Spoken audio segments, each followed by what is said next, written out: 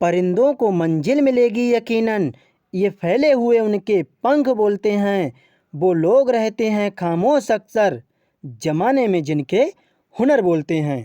नमस्कार साथियों, स्वागत है आपका अपने परिवार प्रकाश क्लासेस में। आज मैं आपके लिए हिंदी की क्लास लेकर आया हूँ, यानी हिंदी का प्रैक्टिस सेट लेकर आया हूँ, जो आगामी एग्ज़ाम जैसे CTET, UP TET, super TET, DSSB और आपका रीट और बीपीएससी, यहाँ तक कि यूपी SSSC और आपका यूपी पुलिस के लिए बेहद इम्पोर्टेंट होने वाली वीडियो है।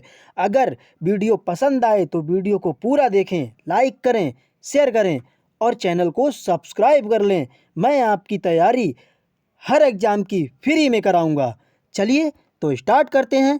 पहला क्वेश्चन आपकी स्क्रीन पर मुहावरे से लिया गया है। पहला क्वेश्चन, उड़ती चिड़िया पहचानना का अर्थ क्या है? अपनी बड़ाई आप करना, क्रोध से देखना, रहस्य की बात दूर से जानना या सब कुछ जानना? बताइए साथियों, कमेंट कीजिए। वेरी गुड, यानी कि रहस्य की बात दूर से जानना ही तो आपका क्या है? उड़ती चिड़िया के पंख पहचानना। ठीक है साथियों, अगला क्वेश्चन, स्वर संधि के भेद कितने होते हैं? ये आपको कमेंट करना है। स्वर संधि के भेद कितने होते हैं? क्या 5 होते हैं, क्या 7, क्या 9 या फिर 3? तो कितने होते हैं? कमेंट कीजिए साथियों। Very good. स्वर संधियाँ कितने प्रकार की होती हैं? 5 प्रकार की होती हैं। कौन कौन सी संधि होती है? सबसे पहले हम बात करेंगे गुण संधि। कौन सी साथियों? गुण संधि। गुण संधि के बाद आपकी आती है वृद्धि संधि। फिर वृद्धि संधि के बाद आपकी आती है दीर्घ संधि।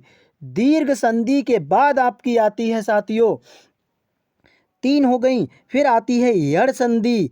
यड़ संधि के बाद आपकी कौन सी आती है? अयाधि संधि। कौन सी? अयाधि संधि। ठीक है साथियों, तो ये 5 प्रकार की संधियां होती हैं। ये 5 प्रकार की संधियां आपको एग्जामों में देखने को मिलेंगी। इनकी डिटेल्स मैंने पीछे वीडियो में बताई है, जिनके लिंक आपको डिस्क्रिप्शन में मिल जाएगी। फिलहाल इस क्वेश्चन का राइट आंसर 5 हो जाएगा। अगला क्वेश्चन, तथैव शब्द का सही संधि विच्छेद क्या होगा? तथे प्लस एव, तथा प्लस एव, तथा प्लस इब। देखिए साथियों, किसी भी शब्द का अगर हमें संधि विच्छेद करना है तो सबसे पहले उसको तोड़ना होता है। तो तथा प्लस इब हो जाएगा, यानी ई और आ मिलके किस में टूट जाते हैं?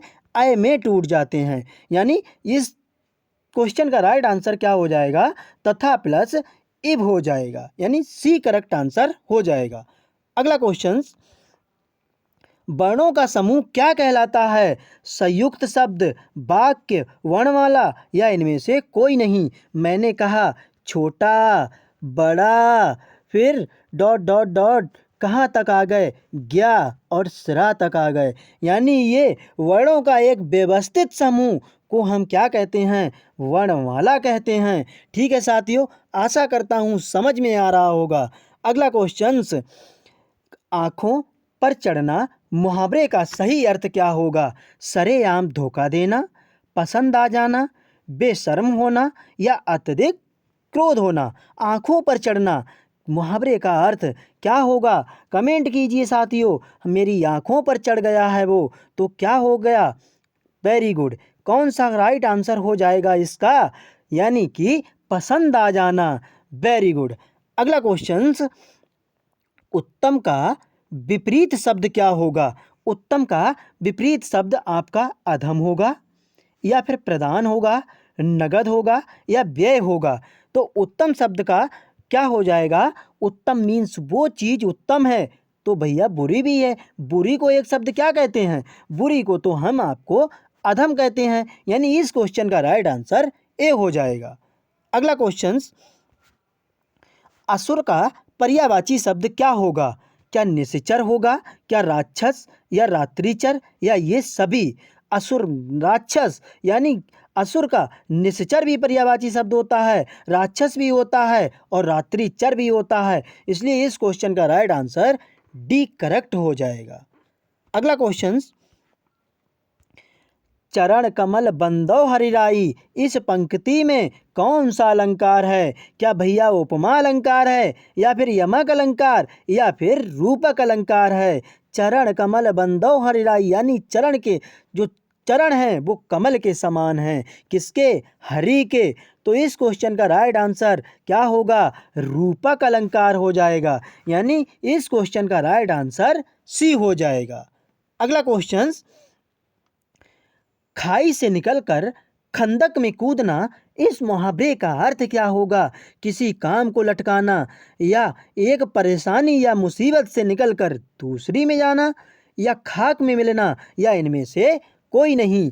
कमेंट कीजिए साथियों। खाई से निकलकर खंदक में कूदना यानी एक परेशानी से निकल नहीं पाया मैं और दूसरी परेशानी तब तक आके खड़ी हो गई। तो इस क्वेश्चन का राइट आंसर वी हो जाएगा। ठीक है साथियों। अगला क्वेश्चन, दाता का विलोम शब्द क्या होगा? क्या प्रकट, क्या परोक्ष, लिखित या याचक? दाता का मतलब जो देने वाला, फिलहाल तो देने वाला होगा और उसका आप मतलब समझ जाते हैं क्या होगा? याचक। यानी डी करेक्ट आंसर हो जाएगा। अगला क्वेश्चन कहता है अंकुश का पर्यायवाची शब्द बताइए। क्या नतीजा होता है, क्या नियंत्रण, क्या अवसान या लुप्त? अंकुश का पर्यायवाची शब्द क्या हो जाएगा साथियों? अंकुश मतलब नियंत्रण करना। ठीक है। अगला क्वेश्चन, निम्नलिखित में से कौन सी कहानी जयशंकर प्रसाद द्वारा लिखी गई है? क्या आकाशदीप, इंद्रजाल, आंधी या फिर ये सभी? Very good. यानी कि आकाशदीप, इंद्रजाल, आंधी ये सभी आपकी जयशंकर प्रसाद द्वारा लिखी गई है। जयशंकर प्रसाद की झरना आपसे बहुत पूछी जाती है। ठीक है। लहर आपसे बहुत पूछी जाती है। ठीक है साथियों। ये रचनाएं ऐसी हैं जो जयशंकर प्रसाद की कहीं ना कहीं आपको देखने के लिए मिलती हैं। एक आंसू भी बहुत पूछी जाती है। इनको ध्यान रखना साथियों। अगला क्वेश्चन आपका कहता है कि निम्नलिखित में से किस रचनाकार ने आधे अधूरे नाटक की रचना की है? क्या विमल वर्मा, क्या मोहन राकेश, जयशंकर प्रसाद या मन्नू भंडारी? आधे अधूरे यानी नाटक के रचनाकार कौन है आपके? मोहन राकेश हैं। यानी वी करेक्ट आंसर हो जाएगा। अगला क्वेश्चन साथियों, नूतन का विपरीत शब्द क्या होगा? नूतन का विपरीत शब्द तरल होगा, मुक्ति होगा, पुरातन होगा या फिर विस्तार होगा? तो तरल शब्द का क्या हो जाएगा? कमेंट कीजिए साथियों। Very good. यानी कि सी हो जाएगा। नूतन का पुरातन विपरीत शब्द होता है यानी विलोम शब्द होता है। अगला क्वेश्चन, अंबुज का पर्यायवाची शब्द बताइए। अंबुज यानी मेघ, बिरल, दरिद्र या कमल। देखिए किसी भी शब्द में अगर लास्ट में जा लगा हुआ है तो उसमें कमल जो जो पानी में उगने वाली चीज़ें हैं वही पर्यायवाची शब्द होते हैं। अंबुज तो कमल का पर्यायवाची शब्द है। ठीक है साथियों। अगला क्वेश्चन, खून ठंडा होना मुहावरे का अर्थ क्या है? क्या काम बिगाड़ना, उत्साह से रहित होना या भयभीत होना, असंभव बातें करना, बहुत बातें करके परेशान करना? यानी इस क्वेश्चन का आंसर ही टाइप हो गया है। यानी उत्साह से रहित होना या भयभीत होना इस क्वेश्चन का राइट आंसर हो जाएगा। अगला क्वेश्चन मुहावरे से लिया गया है। गले पर छुरी चलाना। अरे भैया गले पर छुरी चल गई आप पे तो क्या तात्पर्य है? अत्यधिक हानि पहुंचाना, किसी को जिम्मेदार ठहराना, पसंद नहीं आना या धनी किंतु मूर्ख व्यक्ति? तो क्या होगा इसका राइट आंसर? कौन सा क्वेश्चन है? 17 नंबर यानी पसंद नहीं आना। ठीक है साथियों। गले पर छुरी चलाना का मतलब है पसंद ना आना। अगला क्वेश्चन, स्वस्थ का विलोम क्या होगा? भक्षक, अभिशाप, अपशय या रुग्ण? तो क्या होगा? कमेंट कीजिए। स्वस्थ, आप स्वस्थ हैं तो आप बीमार हैं, लेकिन बीमार को क्या कहते हैं बताइए साथियों। 18 नंबर यानी भच्चक कहते हैं। इस क्वेश्चन का राइट आंसर ए हो जाएगा। अगला क्वेश्चन, रश्मि का पर्यायवाची शब्द क्या किरण होगा, क्या घमंडी या अंशुमान या फिर स्थिर होगा? क्या हो जाएगा? वेरी गुड, यानी रश्मि का पर्यायवाची शब्द, बहुत बढ़िया, रश्मि किरण हो जाएगा। ठीक है साथियों, अगला क्वेश्चन, गुणवाचक विशेषण का उदाहरण नहीं है, क्या अधिक, क्या गोल, तेज या भीतरी? तो गुणवाचक विशेषण का उदाहरण क्या नहीं होगा? वेरी गुड, क्या नहीं होगा? बहुत अच्छे से कमेंट की है, अधिक, यानी वो अधिक है या कम है ये इसका गुण नहीं है। गोल है, तेज है, भीतरी है, तो ये इसका क्या होगा अर्थ, यानी अधिक, जो आपका गुणवाचक नहीं होगा। लेकिन ये 3 ऑप्शन में दिए हुए हैं साथियों, ये आपके गुणवाचक हो जाते हैं। किसी का गुण बताना ही गुणवाचक कहलाता है। अगला क्वेश्चन, अजात शत्रु किस समास को दर्शाता है?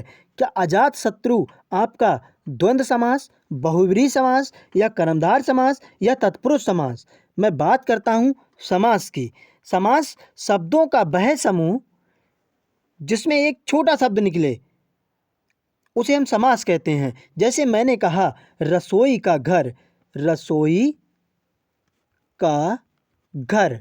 ठीक है साथियों, तो इसके लिए मैं एक शब्द बोलूँगा, रसोई घर। क्या हो जाएगा? रसोई घर।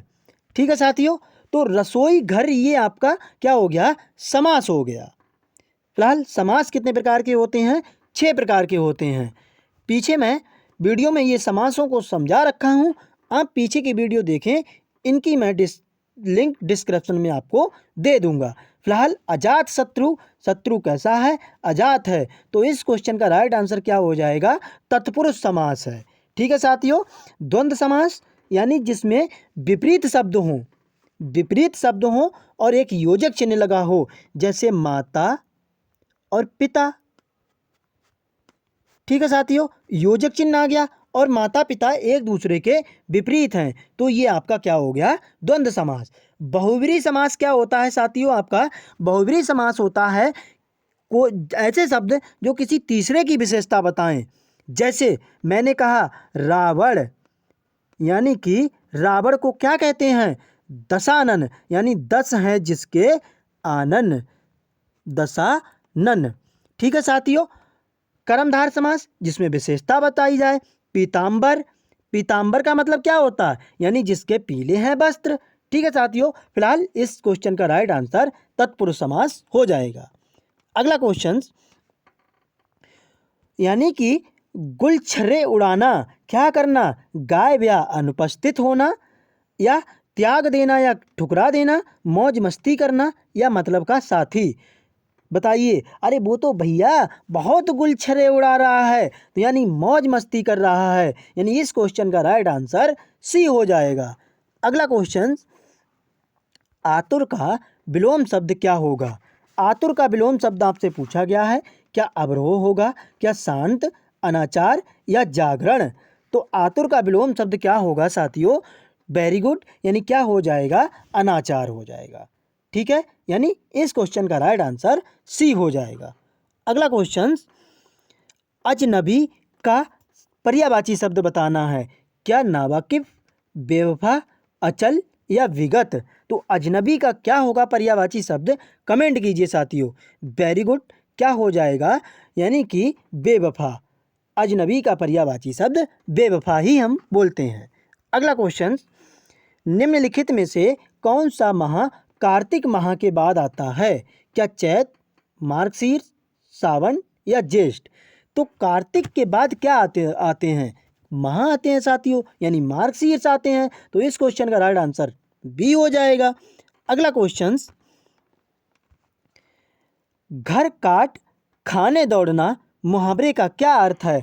विवाह करना, सुनसान घर, घर का खर्च चलाना या देखभाल करना, अपना घर स्वयं उजाड़ना या अपना नुकसान खुद करना? यानी घर काटे खाने दौड़ना यानी किसी का भी घर सुनसान ना हो, यानी छोटे छोटे बच्चे हों, उसकी पूरी फैमिली हो, यानी आप समझ ही गए होंगे मैं किसकी बात करता हूँ, यानी सुनसान घर की बात कर रहा हूँ। अगर सुनसान घर में एक आदमी अकेला रहता है तो वो बोलता है ना, ये घर काट खाने को हमें दौड़ता है। ठीक है साथियों, अगला क्वेश्चन, शब्द कोमलता में कौन सी संज्ञा दी हुई है? क्या जातिवाचक, क्या भाववाचक, क्या व्यक्तिवाचक? तो कोमलता जातिवाचक की मैं बात करता हूँ, जिसमें किसी एक जाति का बोध हो। जैसे मैंने कहा आपसे लड़का, ठीक है साथियों, या लड़की, ठीक है, तो या जानवर, ये किस में आते हैं साथियों? आपके जातिवाचक में आते हैं। व्यक्तिवाचक यानी किसी पर्टिकुलर किसी बंदे का नाम लिया जाए, जैसे मैंने कहा राम, फिर मैंने कहा दिल्ली, फिर मैंने कहा भारत। ये किसी न किसी के तो नाम लिए जा रहे हैं ना साथियों।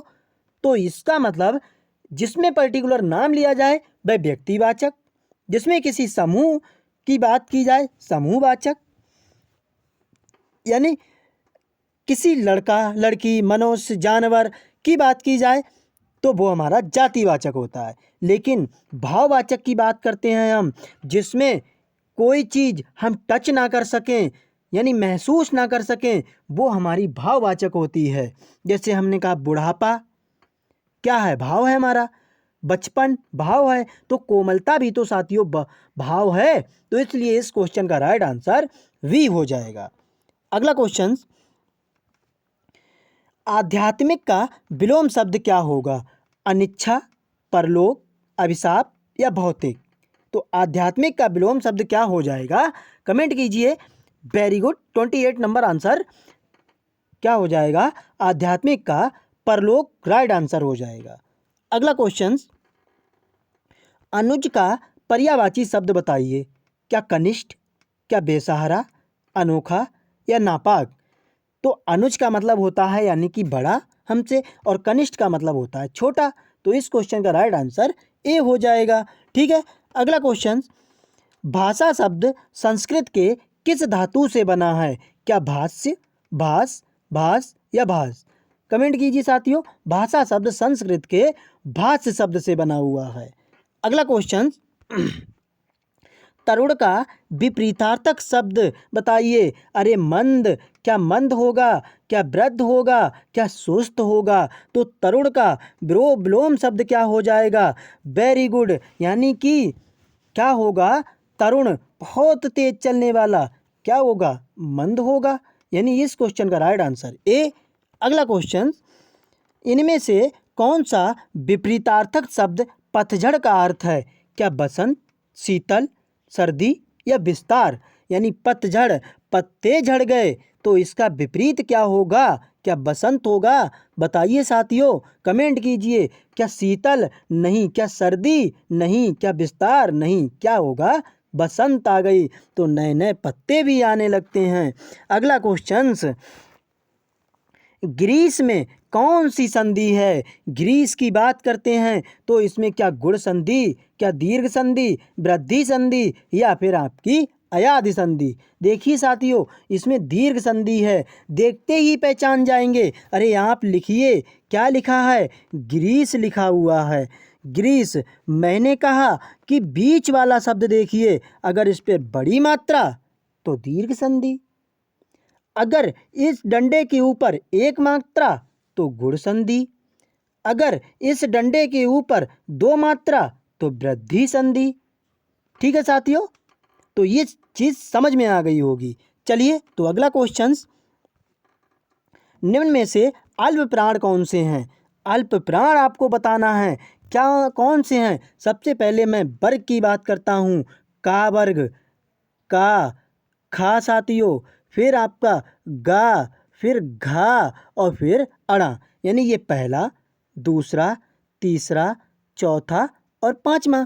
तो इसमें का, खा, गा, घा, अड़ा, तो चा वर्ग आता है, फिर टा वर्ग आता है, फिर ता वर्ग आता है, फिर पा वर्ग आता है।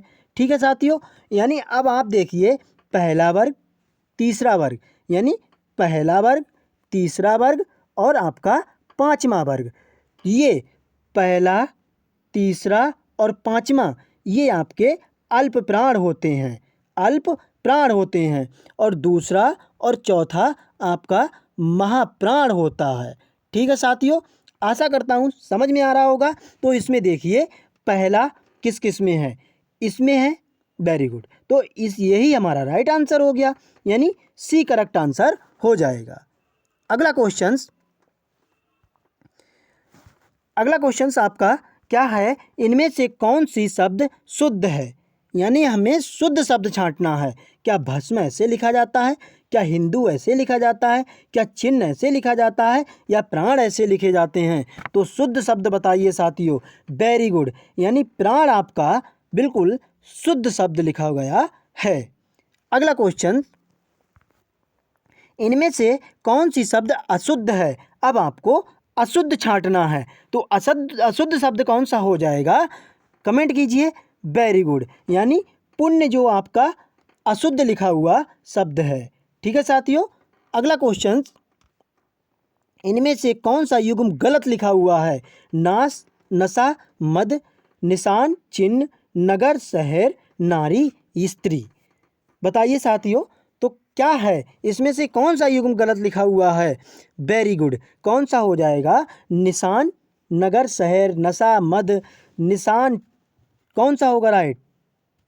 वेरी गुड, यानी निशान और चिन्ह जो ये गलत लिखे हुए हैं। ठीक है साथियों, अगला क्वेश्चन, संधि कितने प्रकार की होती है। संधि आपसे पूछी गई है, संधि कितने प्रकार की होती है, क्या एक, क्या दो, क्या तीन, या फिर सात। तो कितने प्रकार की हो जाएगी संधि, 3 प्रकार की संधि होती है।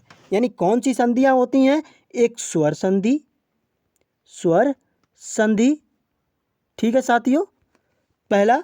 दूसरा आपका व्यंजन संधि, फिर तीसरा आपका आता है विसर्ग संधि। ठीक है साथियों, तो ये 3 प्रकार की संधियां होती हैं, यानी इस क्वेश्चन का राइट आंसर सी हो जाएगा। अगला क्वेश्चन, दिए गए शब्दों में शुद्ध वर्तनी वाला शब्द कौन सा है। सुषुप्ति ऐसे लिखा जाता है, ऐसे लिखा जाता है, या ऐसे, या फिर ऐसे। तो इसमें आपको सा का खेल है, यानी सा कैसे लिखा जाता है, सुषुप्ति, यानी ये वाला सुषुप्ति जो हमारा है वो राइट लिखा हुआ है। अगला क्वेश्चन, दिए गए शब्दों में शुद्ध वर्तनी वाला शब्द कौन सा है। सर्वोत्तम, कीर्ति, स्रोत, या सांसारिक। तो कौन सा हो जाएगा, स्रोत, यानी स्रोत जो है आपका वो ऐसे लिखा जाता है, यानी सी राइट आंसर हो जाएगा। अगला क्वेश्चन, सिर तोड़ में कौन सा समास है, यानी सिर तोड़, सिर से तोड़ने वाला। तो ये जो हमारे समास तत्पुरुष समास है उसके भी हमें टाइप दिए हुए होते हैं। कितने प्रकार का होता है, 8 प्रकार का समास होता है तत्पुरुष समास। सबसे पहला नंबर आता है कर्ता ने, विभक्ति भी लिख रहा हूँ साथ में, कर्ता ने कर्म को करण से, ठीक है, संप्रदान के लिए, ठीक है साथियों, अपादान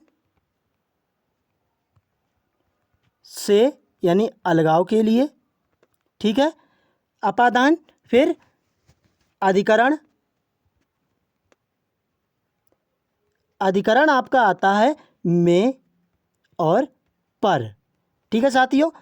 फिर उसके बाद संबंध, संबंध आता है आपका का, की और के।